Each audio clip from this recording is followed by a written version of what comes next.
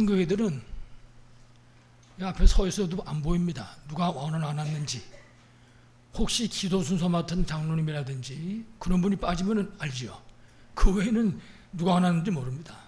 근데 조그만 교회는 훤히 보입니다.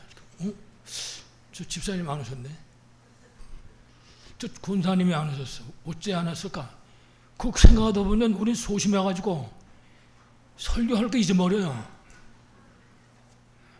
주일날 절대 빠지지 마시고 하나님께 영광 돌리시기 바랍니다. 마태복음 5장 13절에 예수님이 말씀하셨습니다. 뭐라 그랬냐면 너희는 세상의 소금이니, 우리 보고 하는 얘기입니다. 너희는 세상의 소금이니 소금이 만일 그 맛을 잃으면 무엇으로 짜게 하리요? 성경에 보면요, 밖에 내다가 밟힐 뿐이니라 그렇게 말씀합니다. 소금 맛을 잃어버린 소금을 그걸 어디다 쓰겠습니까? 집을 짓겠습니까? 밥을 해 먹겠습니까? 14절에는 너희는 세상의 빛이라 그랬습니다. 예수님께서. 그러면서 15절에 사람이 등불을 켜서 말 아래에 두지 아니하고 등경 위에 두나니, 누구든지 사람이 불 켰으면 이렇게 높은 데 갖다 놔가지고 다 비치게 만들지, 이런 밑에 통수에다 집어넣은 사람이 어디 있겠냐. 예수님이 지금 그렇게 말씀을 하시는 것입니다. 다시 말하면 예수께서 우리에게 세상의 소금과 빛이라고 말씀했습니다. 우리의 정체성이 무엇인가를 가르쳐주는 겁니다. 우리 사명이 뭐냐, 예수 믿고 구원받은 하나님의 자녀의 정체성이 무엇인가를 우리에게 말씀하신 것입니다. 여러분 아시는 것처럼 소금은 방부제잖아요. 소금이 들어가면 썩는 게 썩지 않고 멈추지 않습니까? 만약에 소금이 없다, 큰일 나는 거죠. 소금 없으면. 우리나라 같은 경우는 이제 가을 되면 김장하는데, 김장하면 저쪽에 서해안 쪽에 새우젓 파는 데 많잖아요. 뭐 광천 이런 데 가면. 그 근처 가면요, 새우젓 냄새 납니다. 별로 즐겁지 않거든요. 근데 그게 안 들어가면 이거 김치가 안 되는 거예요. 새우젓이 만들어질 수 없어요. 다 썩어버리기 때문에. 부패를 방지하는 것이다. 다시 말하면 우리 신자가 해야 될 일이 세상이 부패되는 것을 막는 일을 하는 것이다 그랬어요. 우리 신자가. 그러니까 신자 역할이 굉장히 중요하죠.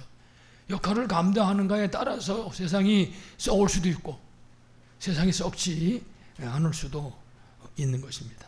뿐만 아니라 빛이라고 했어요. 빛. 흑암의 현장을 밝히는 빛. 생명 살리는 빛의 역할을 감당하는 것이라고 말씀했습니다. 여러분, 빛이 없으면 아무것도 살아남지 못하잖아요. 만약 저 태양이 한 24시간만 없다, 그럼 어떻게 되겠습니까? 보통 심각한 문제라는 게 아니거든요. 그래서 창세기 3장에 운명에 빠져 있는 사람들, 그 어둠과 그 다 부패되는 그 현장 속에 빠져 있는 그 운명에 묶여 있는 그 사람들을 건져내는 그 일이 바로 우리가 해야 할 일인 것입니다.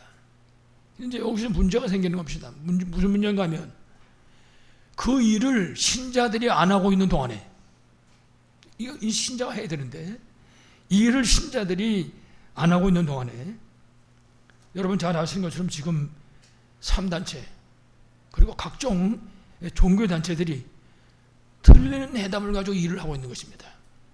여러분들 이미 잘 아시잖아요. 뭐 절에서 사람들이 모여가지고 상담을 한다든지, 혹은 그 외에 여러 가지 3단체를 통해 가지고 뭐 명상이라든지 등등 여러 가지 운동하는 것을 여러분 잘 아실 것입니다. 이런 틀린 해답을 가지고 지금 세상을 장악해 가고 있는 것입니다. 문제는 그렇게 가지고 사람의 문제가 조금이라도 해결이 되면 좋겠는데, 문제는 그 후유증이 심각한 것입니다. 보통 심각한 게 아니거든요. 그 후유증이 결국은 정신 문제로 퍼져가게 되는 것입니다. 그러다 보니까 이 세상이 무속과 점술과 우상 미신 속으로 자꾸만 빠져 들어가게 되는 것이죠. 거기다가 각종 중독과 특히 지금 마약 문제, 우리나라가 얼마 전만 해도 마약은 우리나라하고 상관없는 줄 알았어요. 근데 지금 검찰이 마약하고 전쟁을 선포할 정도로 그렇게 심각한 것입니다. 여러분도 신문 보셔서 아시겠지만은 대부분 마약들은 남자들이 많이 했었는데 요즘에는요, 여자들이 마약에 자꾸 빠지는 거예요. 그 심각한 것은 본인이 마약을 하고 싶어서 마약을 시작한 것이 아니라 모르고, 그 퐁당이라고 그래. 퐁당 마약이라고. 이래가지고 사람들이 음료수를 먹는 거예요. 음료수인 줄 알고. 이래가지고 중독 사태가 일어나는 거죠. 그래가지고 뭐 숫자가 50% 늘었다고 그래요. 한 몇천 명 정도 되는데 그 숫자가. 그게 지금 저 미국이나 다른 유럽 얘기가 아니라 우리 지금 대한민국 얘기인 것입니다. 그래서 우리가 이런 현실을 봐야 되겠죠. 창세기 3장 사건 이후에 이런 사건은 당연한 것입니다. 어쩔 수 없지요. 중요한 사실은 빛과 소금된 사명을 우리가 감당할 수 있어야 하는 것이죠. 이거 못하니까 지금 다른 단체들이 이런 지금 흉악한 일을 벌이고 있는 것이죠.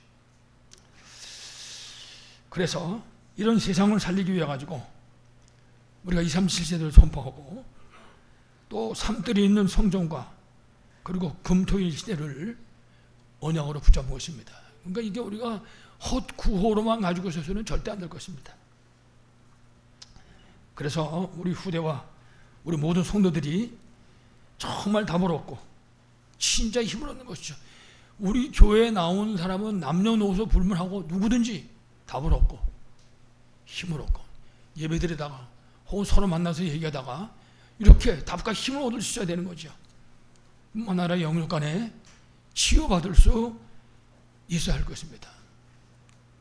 이래가지고 멸망받을 이 시대를 살려고 정말 재앙 막는 사명을 우리가 감당할 수 있어야 할 것입니다. 이것이 빛과 소금된 사명을 감당하는 것이죠. 아무쪼록 승리하시기를 간절히 축원합니다. 자, 오늘 우리 본론입니다. 근데 너무나 잘 아시는 내용이지요. 오늘 사도행전 9장 15절 말씀. 사울이라는 사람이 나옵니다. 근데 이 사람이 여러분 아시는 것처럼 하나님이 이미 준비해 놓은 사람이에요. 희한하죠? 예수님 사람 지금 잡으러 돌아다니고 있는 사람인데 하나님이 오늘 성경 보면요, 미리 준비했다 그랬어요. 하나님 미리 준비했다.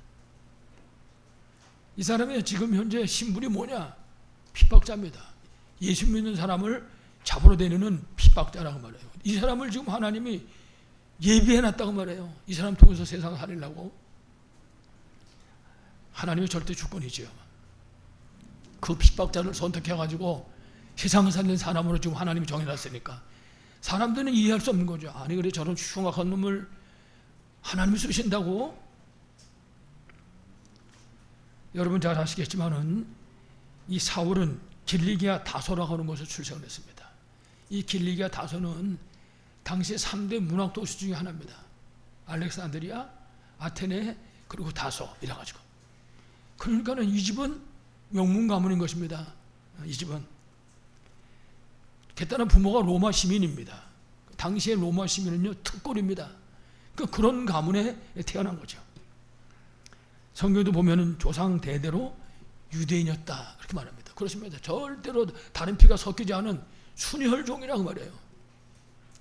빌립보 3장 5절에 보니까 바울이 고백했어요. 나는 이스라엘 족속이요 베냐민 지파요 히브리인 중에 히브리인이요. 사도 바울이 그걸 얘기하는 겁니다. 자기 신분이 뭔가를 말할 때 자기는 완전 이스라엘 사람이라고 말해요. 완전 히브리인이다. 22장 3절에 보니까 사도행전 가말리엘이라고 하는 사람이 문화에서 공부했다 그랬어요. 지금 뭐라면 서울대 출신이라고 말해요. 자, 미국으로 치면 하버드대 출신이라고 말입니다. 타의 추종을 불허하는 그런 인물이었던 것입니다. 그러니까 다른 말로 하면 당시 최고의 엘리트였다. 그 당시 최고의 엘리트인데 이 사람이 성경책을 손에 들고 있는데 성경책을 손에 들고는 복음 없이 율법에 묶여가지고 예수 믿는 사람들을 잡으러 다니는 그런 어리석은 일을 범하고 있었던 것입니다. 그러니까 여러분 성경 보시면 아시지만 기독교인 핍박하는 일에 앞장선 겁니다. 예수 믿는 사람 잡으러. 여러분 스데반 집사 순교할 때 보셨잖아요. 성경. 이 사람이 감독하고 있었다고요. 시대만 돌에 맞아 죽을 때. 정말 세상적으로 성공한 가문이고 진짜 성공한 사람입니다. 남 부러울 게 없는 그런 사람이었습니다. 누구든지 쳐다보고 부러워했을 것입니다. 야, 저런 가문이 어딨냐?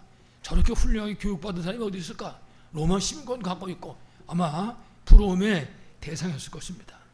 그런데 문제는 이 사람이 예수 믿는 사람을 핍박하고 다녔단 말이에요. 더 중요한 거는 십자가의 도, 예수 그리스도의 복음이 이 사람 눈에는 미련하게 보일 수밖에 없었다.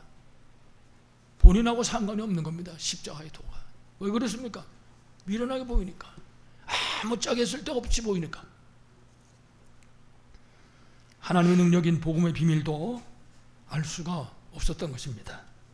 그래서 사실은 성공한 것처럼 보였지만 사실은 창세기 3장 운명에 묶여서 고통하고 있는 그런 사람이었던 것입니다. 사실은 사도 바울만이 아니라 우리 주위에도 잘 살펴보면요, 이런 사람 많습니다. 지금도 훌륭한 정치인 가운데도 이런 사람이 있을 것이고, 경제인 중에도 이런 사람이 있을 것이고, 학자 가운데도 이런 사람들이 얼마든지 있을 것입니다. 또 지극히 평범한 사람 가운데도 우리 주위에 말을 안 해도 이런 사람은 얼마든지 있을 것입니다. 그래서 여러 있을 때는 막 수다도 떨고 그러다가도 혼자 있으면 갈등하고. 어제그제 여러분 신문 보셨죠? 23살이신가요? 이청모라고 그러는 아가씨인데 여러 가지 이제 해설이 많이 나오는데 그 영어 잘하는 선생님을 죽인 거예요. 근데 여러 가지 얘기 가운데 자기가 영어를 잘못했다네. 그 영어를 못해서 그것 때문에 취직이 어려서 되는 거예요. 취직이. 그러니까 그것 때문에 아마 무슨 상처가 생겼는지 좌우지간. 중요한 거는 창세 3장 하나님 떠난 인생이거든요. 사단에 노예되어 있단 말이에요. 그러니까 그 영적 문제가 이 사람을 붙잡고 있는 거거든요. 그럼 왜 죽였는지는 모르는 거야 지금. 이 얘기 가만히 듣고 나니까요, 엘리베이터에서 전문의자하고 같이 타는 거 이거 겁나겠다, 그런 생각이 들 정도로. 여러분, 이게 지금 저 지구 바깥의 얘기 아니고 우리 주위에서 일어나고 있는 일들입니다. 영적 문제, 여러 가지 영역 우울증, 조울증, 알 수가 없은 어떤 결과를 불러올지 아무도 모르는 것입니다. 오늘 말씀 속에 여러분 바울을 잘 보시기 바랍니다. 이런 사람들이 우리 주위에 지금 얼마든지 있는 것입니다. 아무쪼록 여러분들이 영안을 뜨시고 우리 주위에 이런 사람들을 발견하시고 생명 사는 여러분 되시기를 간절히 축원합니다. 자, 앞에도 말씀드렸지만 그런데 오늘 우리 본문에 이 사람을 하나님이 택한 그릇이다, 사울을. 사도행전 9장 1절로 9절로 보면은 이 사람이 복음 없이 갈등하고 이 사람이 복음 없이 방황하고 있는 사람입니다. 그래가지고 예수 사람 잡으러 다니잖아요. 이 사람을 하나님이 택했다고 말해요. 지금 여러분 이해가 되십니까? 하나님이 이 사람을 택했어요. 이 사울이 하나님 택한 것이 아니라 하나님이 사울을 선택한 것입니다. 그렇습니다. 사실은 우리가 하나님을 선택한 게 아니죠. 사실 제가 하나님을 선택한 게 아니거든요. 하나님이 선택하셨다고요. 저도 솔직하게 말씀드릴 수는 없지만은 하나님 선택받았을 때 로마서 5장 8절의 상태였다. 아직 죄인 되었을 때 그리스도께서 우리를 위하여 십자가에 죽으심으로 하나님께서 우리에 대한 자기 사랑을 확증하셨느니라. 내가 그분이 누군지도 모를 때 저도 그때는 그랬거든요. 무슨 예수를 좀 적당히 믿지. 그게 저였댔어요. 그렇게 안 생겼잖아요. 멀쩡하게 생겼잖아요. 그때는 그렇게 보였단 말이에요. 그때는 나도 십자가의 도가 아무것도 아닌 거예요. 미련하게 보이는 거였거든요. 오늘 말씀 속에 이 사울에게 십자가의 도, 복음이 미련하게 보이는 겁니다. 그러니까 그 복음을 따라가는 사람들을 어리석은 사람들이라고 잡아 죽이는 거거든요. 지금 우리가 오늘 성경을 보면요, 특히 9장 10절에도 보면은 이처럼 예수 믿는 사람을 핍박으로 다니고 있는 이 사람을 위해 가지고 하나님의 다메섹에 아나니아라고 하는 제자를 준비해놨어요. 이 사람만 준비한 것이 아니라 이 사람을 하나님이 쓰시려고 아나니아라고 하는 아주 중요한 제자까지 하나님이 준비해놨다는 말이죠. 그렇습니다. 하나님 우리를 구원하시기 위해 가지고 어떤 사람을 사용했는지 몰라요. 제가 일일이 다 말씀드릴 수 없지만은 하나님의 공진단이라고 하는 이 한 사람을 건져내기 위해 가지고 어떤 사람을 사용했는지 모릅니다. 여러 사람을 사용하셨다고요. 아마 여러분도 생각해 보시면은 마찬가지일 것입니다. 여러분은 한 명 구원하기 위해 가지고 하나님이 여러 사람을 사용하시는 거거든요. 오늘 하나님께서는 이 사울을 구원해내고 이 사람을 사용하기 위해 가지고 다메섹에 아나니아라고 하는 제자를 다 씌워놓으신 거예요. 여러분 생각 잘해야 됩니다. 하나님이 여러분 한 사람 한 사람을 통해서 지금 그 어떤 사람을 건져내기를 원하시는 거예요. 그래서 여러분을 준비해 놓으시고 그 사람과 알게 하고 계신 것입니다. 꼭 기억해야 됩니다. 아, 내게 맡긴 사람이 있구나. 우리 오늘 구역 공간에 보면 우리의 정체성이 뭔가를 설명합니다. 그래서 우리는 선교사, 우리 전장은 선교지, 우리의 모든 만남은 누굽니까? 전도 대상자. 이거 잊어버리면 절대 안 되는 것입니다. 하나님 우리 그렇게 불렀으니까 이래가지고 우리 주위에 우리에게 사람을 맡기신 거예요. 하나님이. 내가 아주 싫어하는 사람 가운데 있을 수도 있고 여러 불의의 사람 가운데 그런 사람이 있다고요. 여러분들이 이런 사람을 정확하게 보시고 생명 살리는 축복의 길을 간절히 축원합니다. 자, 그래서 오늘 우리 본문에 있는 그대로 하나님께서 이 사울을 세계 복음을 위해서 택하신 겁니다. 택했는데 그 때가 언제냐? 로마서 4장 8절. 죄인 되었을 때, 예수 믿는 사람 잡으러 다니려고 있을 그때에 하나님이 택하셨다. 이래가지고 하나님이 사울을 택했는데, 여러분 신약 성경이 28권이잖아요. 신약 성경이. 사울을 택해가지고 14권을 썼어요. 절반. 놀랍지 않습니까? 하나만 썼다 그래도 오만 텐데 신약 성경 전체의 반, 14개. 그거를 하나님이 사도 바울로 하여금 쓰게 하신 것입니다. 뿐만 아니라 로마 복음화에 어마어마한 일을 이루는 데다가 하나님 사용하신 거, 이 사람을. 예수 믿는 사람 잡으러 다닐 때 이거 누가 그런 사람인지 알았겠어요? 우리가 생각할 때 이거 어디다 쓰겠냐 저거. 근데 안 그런 거예요. 하나님이 택하시면, 하나님이 절대 주권으로 붙잡으시면 그게 아니란 말이에요. 그러니까 우리가 판단하면 절대 안 되는 겁니다. 우리는 그들을 위해서 기도하고, 우리는 그들에게 복음 전하고, 우리는 그들을 살려낼 수 있어야 할 줄로 분명히 믿습니다. 아무쪼록 여러분들이 언약 붙잡고 하나님이 준비하신 것처럼 이렇게 준비하심으로 사울같이 쓰임받는 성도 되시기를 간절히 축원합니다. 자, 큰 두 번째는요, 그래서 하나님의 절대 주권입니다. 하나님의 절대 주권은 막을 자가 아무도 없습니다. 하나님은 온 세상 만물을 만드시고 다스리시는 분이시죠. 그런데 우리 오늘 본문을 보면은 그 하나님의 절대 주권 속에 사울과 예수 그리스도가 만나는 놀라운 역사가 일어나는 것입니다. 핍박자와 그 핍박의 주체가 되시는 예수 그리스도를 만나게 되는 것입니다. 그것도 다메섹으로 예수 믿는 사람 잡으러 가다가, 여러분 잘 아신 것처럼 이 사울이 예수 그리스도를 만나는 그 시간은 새로운 생명을 얻는 시간입니다. 과거에 자신은 죽고 그리스도 안에서 새로운 생명으로 살아가는 그런 시간이었던 것입니다. 그야말로 새로운 인생이 시작되는 그런 시작이었습니다. 그렇습니다. 우리가 그 시작을 거쳐서 여기까지 온 것입니다. 우리 한 사람 한 사람이 꼭 기억해야 됩니다. 아, 하나님 나를 이렇게 건져서 여기까지 인도하셨구나. 그렇다면 나를 통해서 또 그렇게 건져서 인도하는 사람이 또 있구나. 이거 잊어버리면 안 됩니다. 우리에게 맡긴 사람들이 있다고요. 여러분들이 그야말로 선교사, 여러분의 현장인 선교지, 그리고 정말 전도 대상자 살리는 여러분 되시길 간절히 축원합니다. 이래가지고 예수 그리스도 앞에 사울이 무릎을 꿇은 것입니다. 오늘 말씀에 있는 것처럼 예수 그리스도 이름을 이방인과 임금들과 이스라엘 자손들에게 전하기 위해서 택한 나의 그릇이라. 하나님이 그래가지고 다메섹 도상에서 사울을 부르신 것입니다. 이와 같이 절대 주권을 이루어 가시는 그 하나님, 그래서 하나님이 하시는 그 일을 막을 사람은 아무도 없습니다. 그 일을 거역할 자 역시 아무도 없는 것입니다. 여러분 예레미야 33장에 보면 1절에 이를 행하는 여호와, 그것을 지어 성취하는 여호와. 다시 말하면 세상 만물이 누구 손에 있다고요? 하나님 손에. 그걸 여러분 누가 맡겠습니까? 막을 자는 아무도 없는 것이거든요. 그래서 오늘 우리 본문은 이 핍박자를 향해서 하나님의 절대 계획을 말씀하시는 것입니다.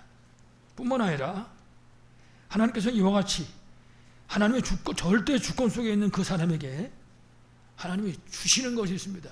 하나님의 절대 주권 속으로 들어오면 요한복음 1장 12절에 보니까 하나님의 자녀가 되는 권세를, 우리가 하나님 절대 주권 속으로 들어가는 그 순간에 오늘 사울이 예수 믿는 사람 잡으러 돌아다니다가 이 사람이 하나님 절대 주권 속으로 들어온 겁니다.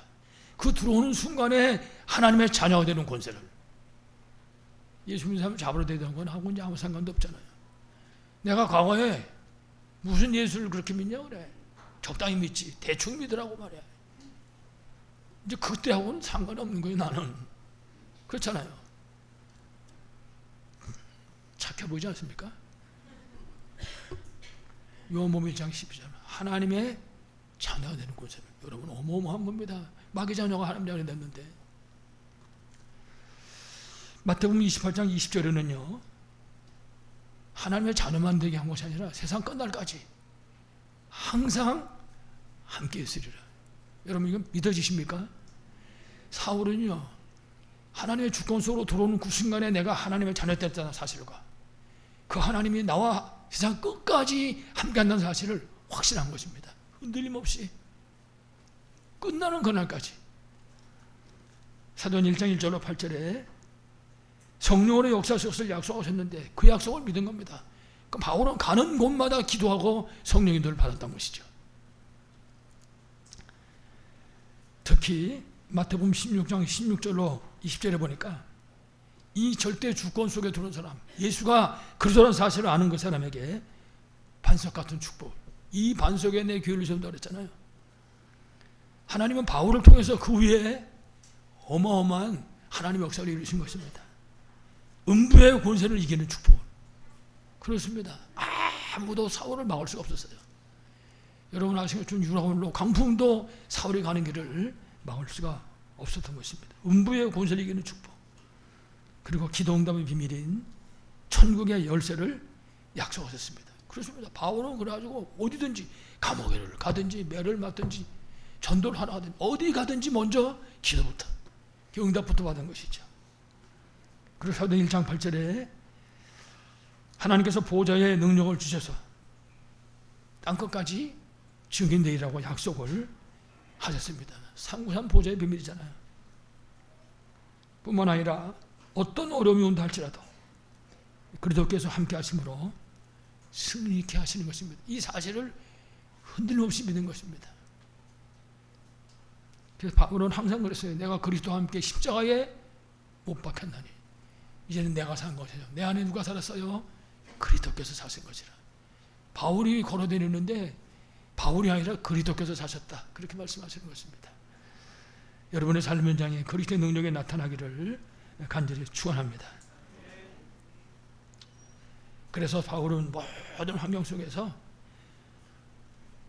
문제가 찾아온다 할지라도 오히려 복음과 그리고 언약을 전거하는 기회를 붙잡았습니다. 항상 믿음 회복의 기회를 붙잡았고 하나님의 뜻을 그리스도로 준비하는 그런 기회로 붙잡은 것입니다. 하나님 우리를 부르셨습니다.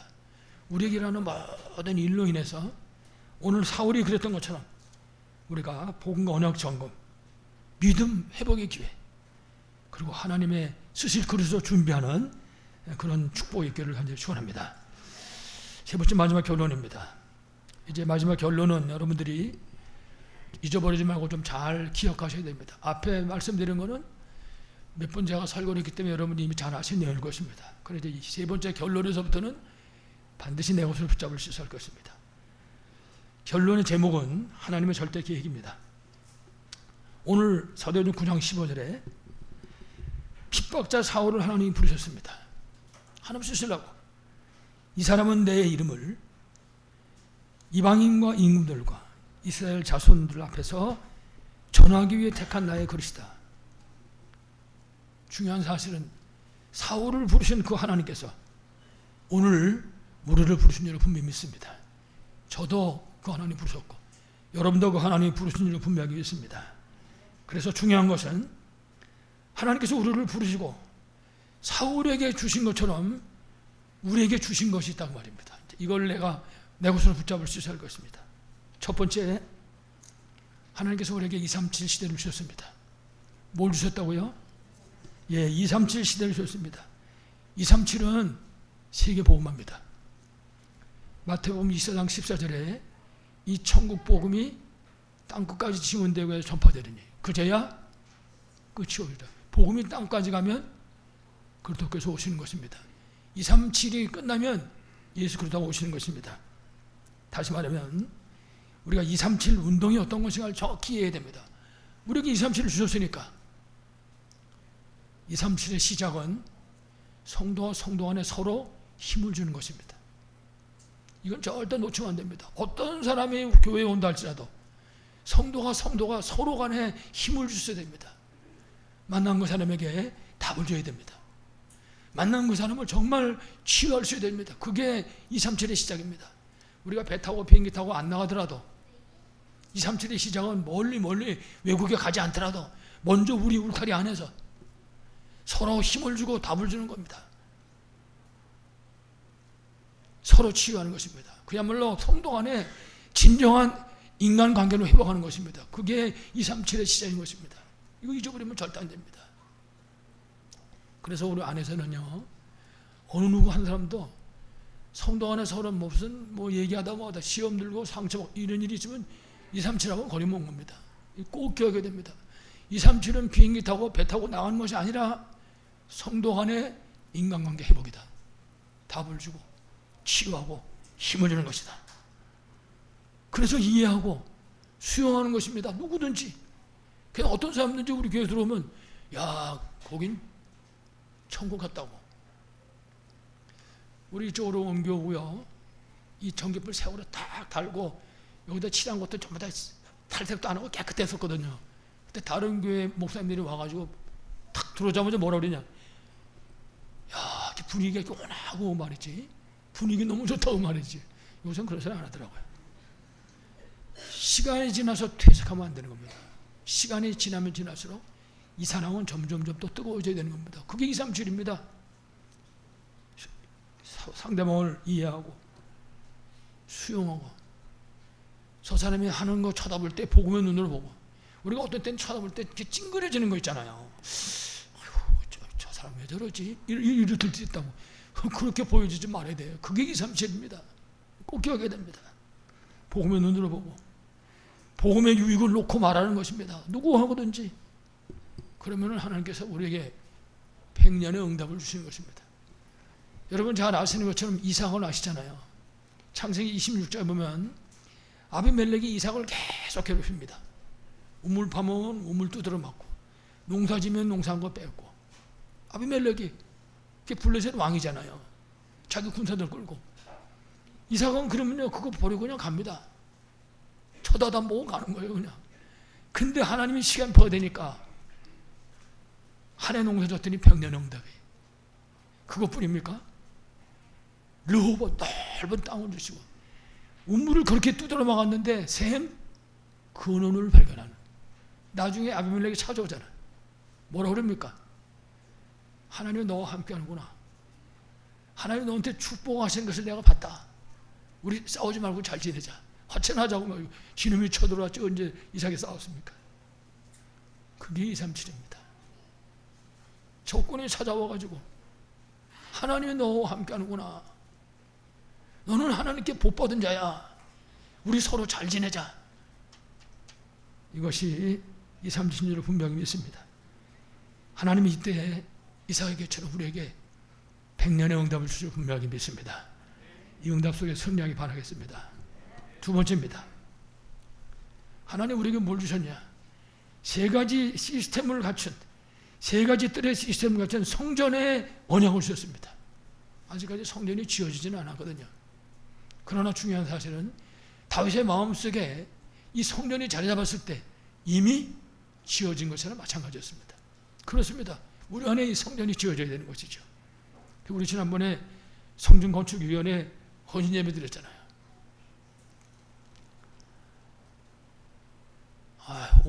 그날 그래서 집에서 비대면으로 예배드렸으면 좋겠더라고요. 그날. 그래서 가만히 생각해보니까 이게 오늘 지금 성전 건축위원회 헌신 예배 드리는 날인데 이게 무슨 소리냐 지금. 마이가 살아도 분명히 살아있구나. 그러고 이제 와서 함께 예배 드렸습니다만은 하나님이 그 약속을 주신 것입니다. 여러분 사실 믿습니까? 우리가 얘기 들어가지고 얘기하는 게 절대 아닙니다. 하나님의 약속을 우리 주제로 분명히 믿습니다. 이방인의 뜰. 이방인들이 우리 교회 찾아와서 은혜 받고 훈련 받고 세워져 가지고 나라로 가는 것입니다. 이방인의 뜰, 기도의 뜰. 영능간의 병들어 고통하는 사람들이 치유받는 것이거든요. 저는 목사인데도 어떤 때는 어떤 분을 통해서 말을 들을 때 제가 막 힘이 생기는 거죠. 힘. 목사인데도 불구하고 어떤 때는 애가 나보고 뭐라 그러는데 그 애가 하는 소리에도 내가 힘이 생긴다니까요. 그렇습니다.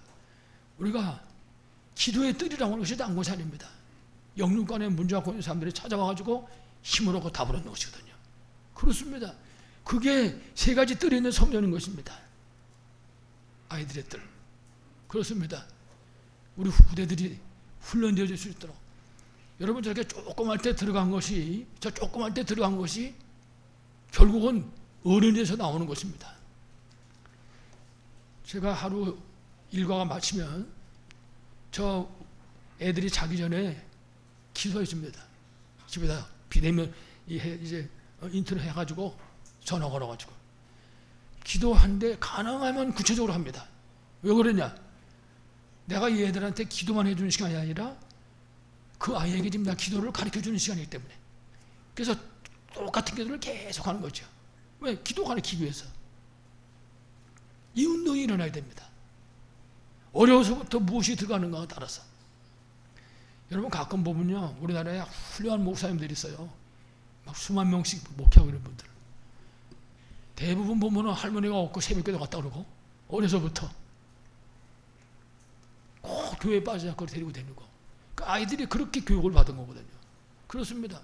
그게 아이들의 뜰입니다. 이 아이들을 통해서 우리가 이 운동이 일어나야 되는 것입니다. 그래서 아이들이 그렇게 기도를 배우는 것이죠. 그렇게. 그래서 정확한 언약을 전달되어 줄 수 있도록. 그래서 우리가 이 일을 위해서 기도부터 하는 것입니다. 사실은 성전 건축하는 게 하나님 때문에 하는 게 아니잖아요.